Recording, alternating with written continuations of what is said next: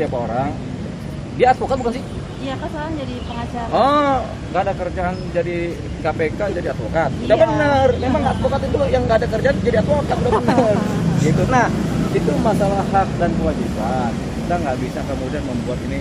Oh, dia jangan jadi advokatnya si Sambo, jangan juga. Ya kan Sambo biar bagaimana juga perlu pengacara membela kan. Gitu. Cuman kan kadang tadi kan bertanya itu kan persoalan rasa keadilan dan keanehan kan. Itu kan bertanyanya dasarnya itu kan rasa keadilan dan keanehan Kan dia sehingga. sebelumnya terkenal sebagai yang suka mengkritisi korupsi lah. Oh iya. Itu kan aktivis korupsi. Ya makanya itu kan orang dari wilayah kanan masuk wilayah kiri timbul tanda tanya, ya kan? Pertanyaannya saya harus menjawab pertanyaan ini kan? Tawari berapa ya? Iya kan? Nah itu saya nggak berani menjawab karena itu bukan wilayah saya. Tapi sebaiknya orang kalau menegakkan keadilan ya bisa di sisi sana bisa di sisi sini, jadi bebas-bebas saja. Karena sih dia akan janji akan objektif. Cuma Iya. gimana mau objektif orang Iya. jadi pengacara pembela PC? Betul. Yang mau objektif ya. Ya siapa tahu objektif, itu kan kata dia. Kan siapa tahu kan gitu kan. Jadi anggap aja nanti dia kata-katanya bisa dipegang. Biasanya orang-orang kaliber begitu kata-kata bisa dipegang. Gitu. Ya kan?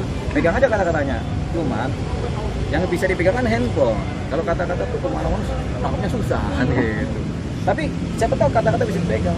Gitu, siapa tahu ya. Nah, oke.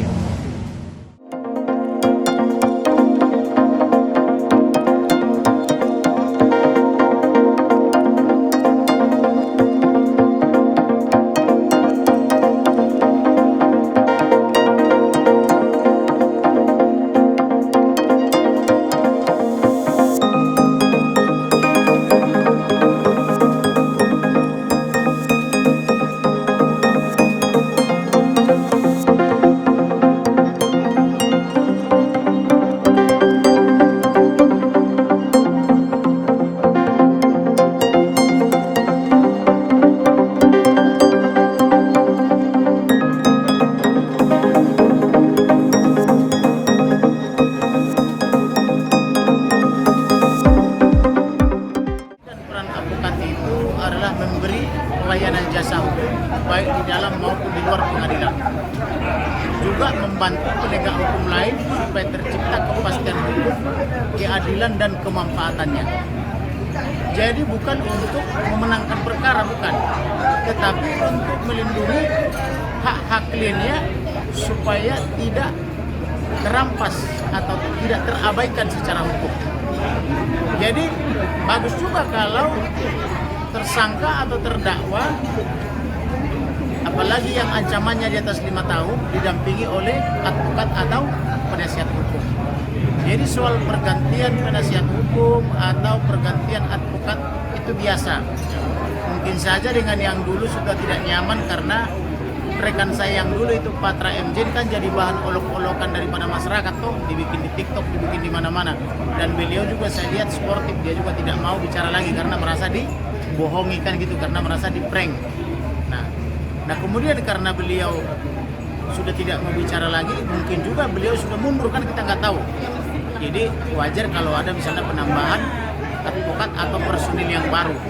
Tetapi harapan saya advokat itu adalah membimbing kliennya ke jalan yang benar. Jangan sampai gara-gara berdusta, gara-gara menyuap, bukannya masuk surga tapi masuk neraka. Jadi fungsi advokat itu ada fungsi edukasi, yaitu menyadarkan kliennya, membawa ke jalan yang benar, sehingga klien itu sadar dan bertobat. Itu yang paling inti. Orang boleh-boleh saja latar belakangnya pelaku kejahatan, tetapi ada masanya, ada pertobatan, kan itu yang paling penting. Tetapi kalau sudah jahat, misalnya sudah membunuh, tapi masih melakukan obstruction of justice, itu yang nggak benar. Berarti siap-siap masuk neraka kalau tidak lagi kesempatan bertobat, dan siap-siap hukuman mati. Karena membunuh itu, apalagi dengan terencana, sesuai pasal 340 ancamannya hukuman mati. Apalagi pembunuhan terencana ini disertai dengan curas, yaitu pencurian dengan kekerasan, yaitu mengambil ATM, handphone dan dompet daripada almarhum Brigadir Joshua dan mentransfer uangnya ketika almarhum sudah mau dikubur, kan begitu, tanggal 11 Juli. Kemudian karena menggunakan media bank, maka dia akan terjerat dengan tindak pidana pencucian uang.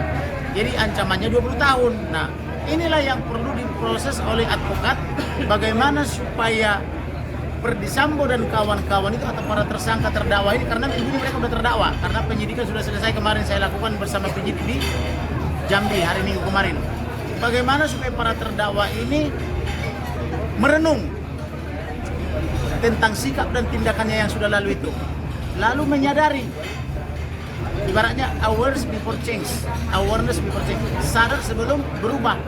Berubah kemana? Berubah ke jalan pertobatan, jangan tambah jahat kan begitu.